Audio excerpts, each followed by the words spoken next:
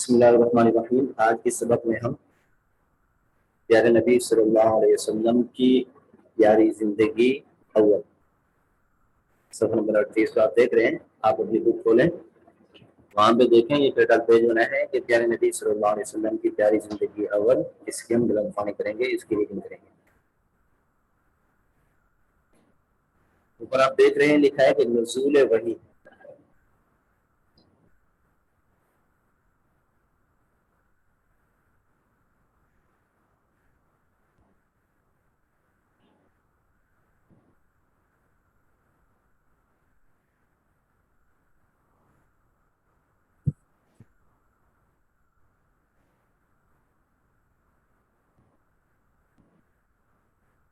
نزول وحی یعنی وحی کا نازل ہونا آسمان سے۔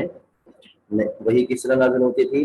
اللہ رب العزت آپ صلی اللہ علیہ وسلم کی طرف جب کوئی پیغام بھیجتے تھے اور وحی کی جب ابتدا ہوئی تو کس طرح ہوتی؟ جبریل امین ایک فرشتہ ہے، اللہ رب العزت کے حکم سے وہ اللہ رب العزت کا پیغام لے کر حضور علیہ السلام کے پاس آتے اور جو پیغام ہوتا وہ آپ صلی اللہ علیہ وسلم تک پہنچاتے۔ اس طرح وہی نازل ہوتی آسمان سے زمینی دنیا کے اوپر، آسمانی دنیا سے زمینی دنیا پر۔ ٹھیک ہے، نزول وحی کا مطلب مفہوم یہ ہے۔ آگے آپ دیکھیں، اسی فرشتے کا سب سے پہلے ذکر ہے کہ حضرت جبرائیل علیہ السلام جو آسمان سے وحی لے کر فرشتہ آتا تھا، اس کا نام کیا تھا؟ حضرت جبرائیل علیہ السلام۔ چار مشہور آسمانی جو فرشتے ہیں، جو بڑے فرشتے ہیں، ان میں سے ایک حضرت جبرائیل علیہ السلام ہے۔ اس کا کام یہی تھا کہ انبیاء کے پاس اللہ رب العزت کا پیغام لے کر آتے تھے۔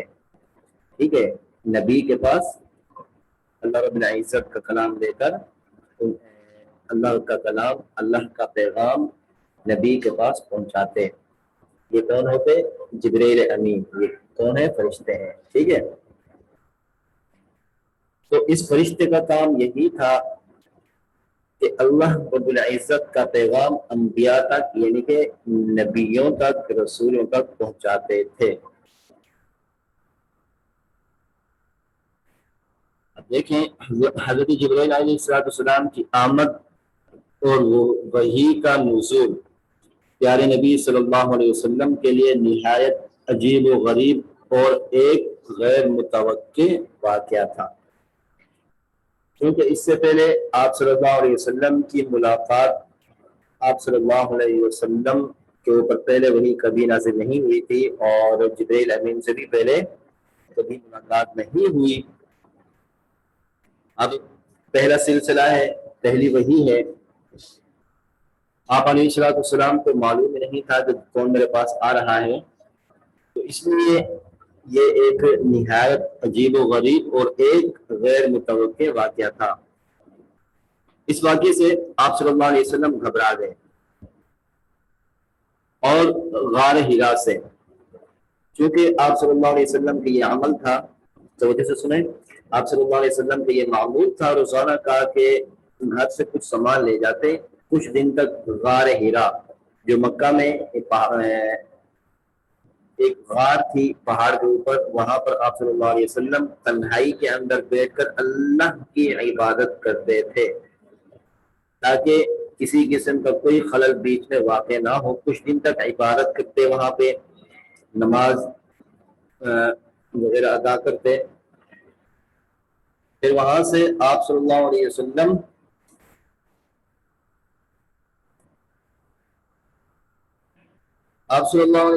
وہاں سے پھر اپنے گھر کی طرف تشریف لے آتے۔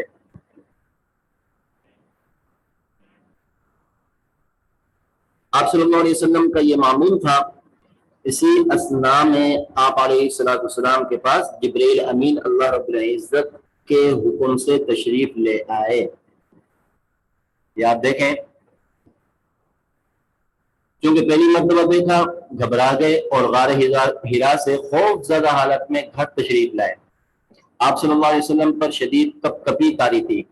کپکپی اس طرح سردی میں نا ہمیں جب سردی کچھ زیادہ لگ جاتی ہے تو ہم کانپتے ہیں، یا جب سردی کے موسم میں ہم نہا لیں تو جسم کے اوپر ہماری کپ کپی جب طاری ہو جاتی ہے، کانپ رہے ہوتے ہیں تھر تھر سے سردی کی شدت کی وجہ سے، وہ اس کیفیت کو کیا کہتے ہیں کہ مجھ پر کپ کپی طاری ہو گئی۔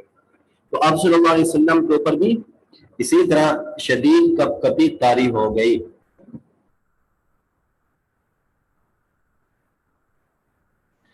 گھر میں جب وہاں سے تشریف لے گھر میں داخل ہو کر آپ صلی اللہ علیہ وسلم نے حضرت خدیجہ الکبریٰ رضی اللہ تعالی عنہ سے فرمایا۔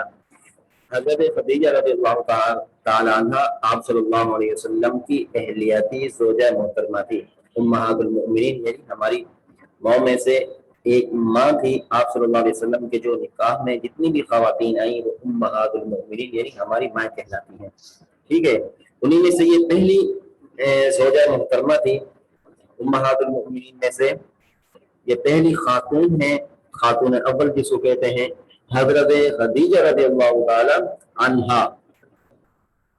آپ صلی اللہ علیہ وسلم نے ان سے فرمایا زملونی، زملونی، جس طرح کوئی پریشان ہو کر، گھبرا کر یا کسی چیز سے خوف کھا کر کوئی الفاظ کہتا ہے کہ مجھے بچاؤ مجھے بچاؤ، یا ہمیں سردی لگ رہی ہو تو ہم کہتے ہیں کہ ہمیں کمبل اڑاؤ، تو یہی الفاظ آپ صلی اللہ علیہ وسلم کے، مجھے کمبل اڑاؤ، مجھے کمبل اڑاؤ۔ تو آپ صلی اللہ علیہ وسلم اس حالت میں جب گھر تشریف لائے تو حضرت خدیجہ رضی اللہ تعالیٰ عنہ سے یہ الفاظ ارشاد فرمائے تو انہوں نے آپ کو کمبل اڑا دیا۔ وہ بھی گھبرا گئی کہ کیا معاملہ ہے، کہ اس طرح تو پہلے کوئی واقعہ رونما نہیں ہوا۔ ایسی حالت میں آپ صلی اللہ علیہ وسلم اس سے پہلے تو کبھی گھر تشریف نہیں لائے، تو حضرت خدیجہ رضی اللہ تعالیٰ عنہ وہ بھی گھبرا گئے کہ یہ کیا بات ہے، کیا معاملہ ہے۔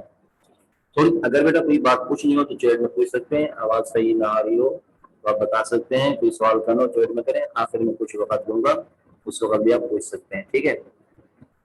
تو تھوڑی دیر بعد جب کچھ سکون ہوا، خوف جاتا رہا، گھبراہٹ ختم ہو گئی، تو آپ نے تمام واقعات یعنی جو معاملہ حضور علیہ السلام کے ساتھ پیش آیا تھا غار حرا کے اندر، کہ فرشتہ آیا تھا اور جو معاملہ اور جو واقعہ ہوا وہ سارا کا سارا آپ صلی اللہ علیہ وسلم نے اپنی زوجہ محترمہ حضرت خدیجہ رضی اللہ تعالیٰ عنہ سے بیان کیا، تمام واقعہ سنایا اور فرمایا مجھے تو اپنی جان کا خوف ہو گیا ہے، یعنی اس طرح کا واقعہ جو پیش آیا ہے، یہ معاملات جو پیش آئے ہیں، مجھے اپنی جان کا خوف ہو گیا ہے۔ تو حضرت خدیجہ رضی اللہ تعالیٰ عنہ نے آپ صلی اللہ علیہ وسلم کو تسلی دی اور فرمایا نہیں، آپ کو تو خوش ہونا چاہیے، اللہ کی قسم آپ کو اللہ رب العزت کبھی ضائع نہیں کریں گے۔ آپ صلی اللہ علیہ وسلم کی جو عادات تھی اچھی، آپ صلی اللہ علیہ وسلم کے جو حسن اخلاق تھے، پیاری عادات شریفہ تھی، وہ ساری کی ساری حضرت خدیجہ نے بیان کی کہ آپ تو ایسے ہیں کہ ہمیشہ لوگوں کے ساتھ صلہ رحمی کرتے ہیں۔ کیا کرتے ہیں؟ لوگوں کے ساتھ صلہ رحمی کرتے ہیں، اور ہمیشہ آپ سچ بولتے ہیں، غریبوں کے اخراجات آپ برداشت کرتے ہیں، اور آپ میں وہ تمام اخلاقی خوبیاں موجود ہیں جو دوسروں میں نہیں پائی جاتی۔ آپ مہمان نواز ہیں، اور اس کے ساتھ ساتھ مصیبت میں بھی آپ لوگوں کے کام آتے ہیں، لوگوں کے مددگار ہیں۔ آپ علیہ السلام کی یہ ساری خوبیاں بیان کی حضرت خدیجہ نے، آپ علیہ السلام کو تسلیاں دی کہ آپ پریشان نہ ہوں، اللہ رب العزت آپ کو ضائع نہیں کریں گے۔ اس کے بعد آپ صلی اللہ علیہ وسلم کو حضرت خدیجہ رضی اللہ تعالیٰ عنہ پیارے نبی صلی اللہ علیہ وسلم کو اپنے چاچا زاد بھائی ورقہ بن نوفل، کیا نام ہے؟ ورقہ بن نوفل کے پاس لے گئی۔ یہ ایک عالم تھے، آگے ہاں لکھا ہے، وہ آسمانی کتابوں، کون سی آسمانی کتاب؟ آسمانی کتابوں میں سے ایک تورات بھی ہے، زبور بھی ہے، انجیل بھی ہے، اور یہ آخری کتاب قرآن مجید بھی ہے۔ یہ جو قرآن مجید کی اس وقت بیٹا ابتدا ہوئی تھی، نزول کا سلسلہ شروع ہو رہا تھا، اس سے پہلے 3 آسمانی بڑی کتابیں تھیں، تورات، زبور اور انجیل۔ تو وہ ان کے عالم تھے، ان کے جاننے والے تھے۔ تو یہ بہت بوڑھے ہو گئے تھے۔ ورقہ بن نوفل جو حضرت خدیجہ رضی اللہ تعالیٰ عنہ کے چاچا زاد بھائی تھے، وہ بہت بوڑھے پہلے نبی صلی اللہ علیہ وسلم نے ورقہ بن نوفل کے سامنے تمام کیفیت بیان کی کہ اس طرح کا معاملہ میرے ساتھ پیش آیا. جو پہلا واقعہ تھا وہ سارا سنایا. ورقہ بن نوفل نے سن کر کہا یہ وہی ناموس اکبر ہے.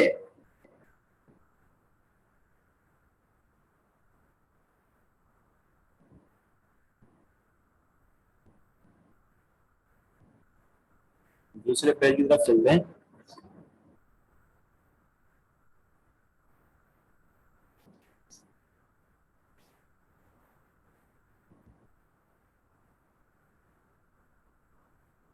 یعنی یہ وہی ناموس اکبر روح الامین. اس سے مراد حضرت جبرائیل علیہ السلام ہے کہ جو حضرت موسیٰ علیہ السلام پر اترتا تھا. چونکہ وہ موسیٰ علیہ السلام کا ماننے والا تھا. جو موسیٰ علیہ السلام بھی اللہ کے نبی تھے, اللہ کے پیغمبر تھے.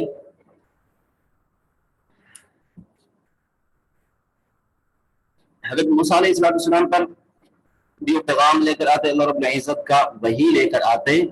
تو ورقہ بن نوفل نے کہا کہ یہ وہی ناموس اکبر ہے جو موسیٰ علیہ السلام کے پاس تشریف لاتے تھے. اور آگے وہ کیا کہہ رہے ہیں کہ کاش میں جوان ہوتا تو آپ کی میں مدد کرتا اور اس وقت تک زندہ رہتا جب آپ کو آپ کی قوم اپنے وطن سے نکال دے گی. حضور علیہ السلام نے جب یہ سنا تو پریشان ہو گئے, کہا کہ کیا میری قوم مجھے میرے وطن ہی سے نکال دے گی؟ پہلے نبی صلی اللہ علیہ وسلم نے حیرت سے پوچھا کیا میری قوم مجھے نکال دے گی اپنے وطن سے؟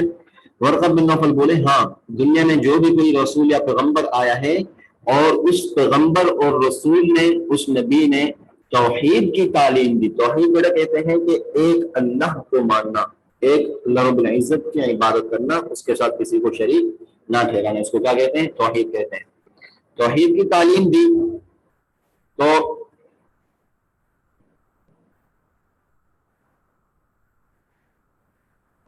اس کے ساتھ عداوت دشمنی کا برتاؤ کیا گیا ہے. اس کی قوم والے اس کے دشمن بن گئے ہیں. عداوت کہتے ہیں, دشمنی کوئی کہتے ہیں, دوست, عداوت, نفرت, یہ ساری چیزیں.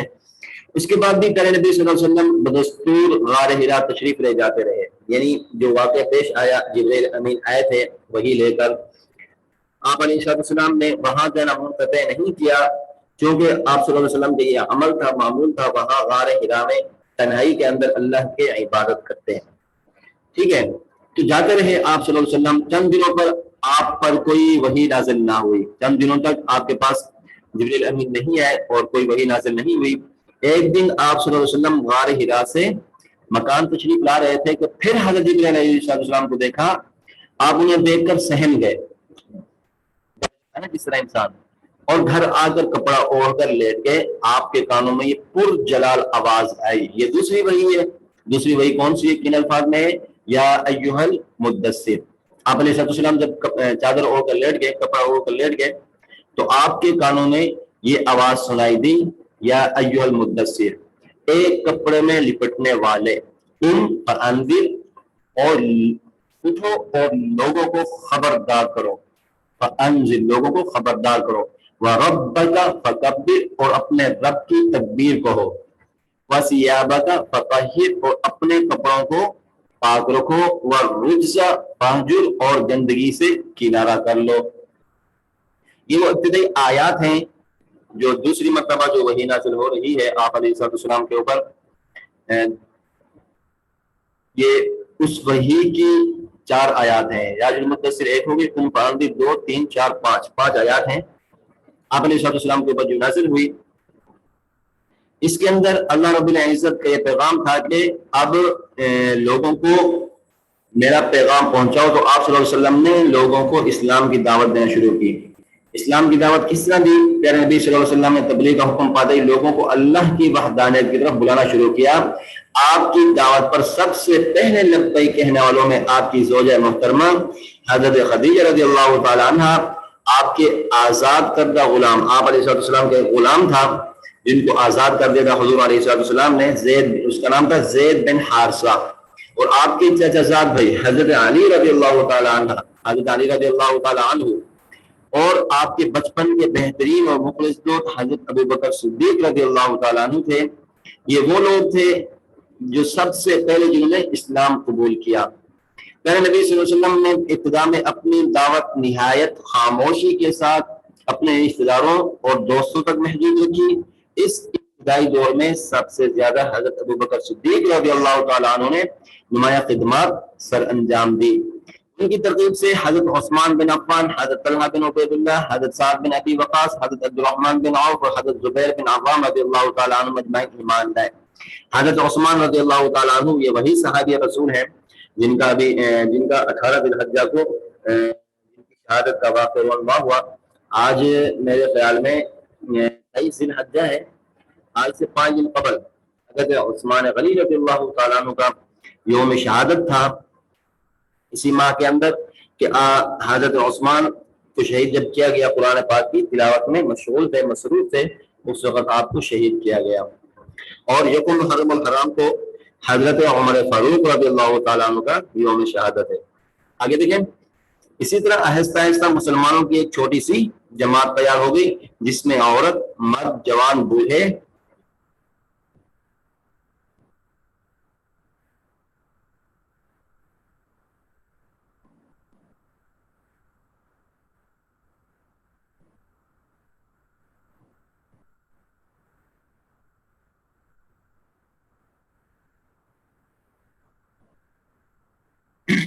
بچے سب شامل تھے۔ مشرکین کے خوف سے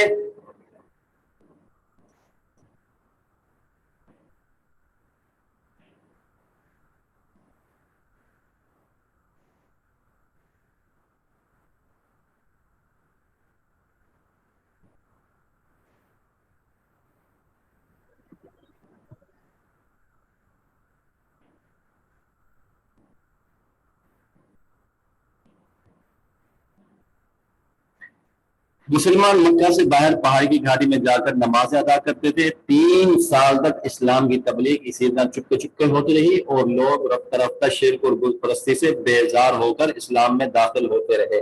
یہ آپ کے سبق ہے جس کی ہم نے بلند خوانی کی۔ آپ کے جو ذمہ بیٹا کام ہے، سب سے پہلے آپ نے اس کا ٹائٹل پیج بنانا ہے، ٹھیک ہے؟